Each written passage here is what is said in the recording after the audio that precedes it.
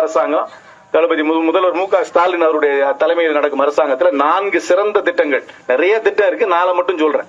முதல் திட்டம் உங்களுக்கு எல்லாம் 1000 ரூபாய் வருதா உரிமை தொகை, அந்த 1000 ரூபாய் வருது. அந்த 1000 ரூபாய் என்னை பொறுத்த வரைக்கும் நல்ல யுக்தி, நல்ல பொருளாதார யுக்தி. ஏன்னா அந்த 1000 ரூபாய் கொடுக்கறதுனால மத்தவங்க எல்லாம் கொச்சப்படுத்தலாம், அவங்க மேற்தட்டுல இருக்கவங்க கொச்சப்படுத்தலாம். ஆனா அதை கொச்சப்படுத்த கூடாது. என்னை பொறுத்த வரைக்கும் இது சொட்டு நீர் பாசனம் மாதிரி. ஒரு வீட்டுக்கு 1000 ரூபாய் கொடுக்கறது சொட்டு நீர் பாசனம் மாதிரி. தண்ணி வேஸ்ட் ஆகாம எப்படி செடிக்கு நம்ம சொட்டு நீர் பாசனம் பண்றோமோ அதே மாதிரி ஒரு வீட்டுக்கு 1000 ரூபாய் கொடுக்கறது என்பது சொட்டு நீர் பாசனம் மாதிரி. நீங்களே யோசிச்சு பாருங்க, இந்த 1000 ரூபாய் வச்சுக்கிட்டு என்ன பண்றீங்க?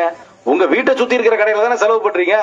பிள்ளைகளுக்கு ஏதாவது ஸ்வீட் வாங்கி கொடுப்பீங்க, இல்லன்னா ஒரு நாளைக்கு கசாப் படிப்பீங்க, இல்ல உங்களுக்கு வேண்டிய டெய்லர் கிட்ட போய் ஏதாவது சின்ன துணி மணி தைச்சுக்குவீங்க.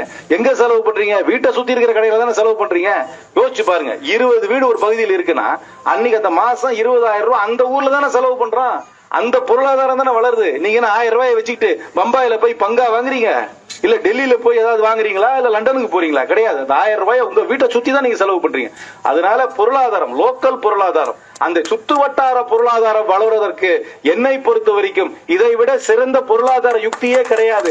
இதை கொச்சைப்படுத்தவர்களுக்கு பொருளாதாரமும் தெரியாது, அடித்தட்டு மக்களுடைய கஷ்டமும் தெரியாது. அத்தகைய அரசாங்கம் தான் மத்தியில இருக்கு. இந்த 1000 ரூபாய் தொடரணும்னா, இந்த உரிமை தொகை தொடர வேண்டும் என்றால் நீங்கள் வாக்களிக்கவே சின்னம் கை சின்னம்.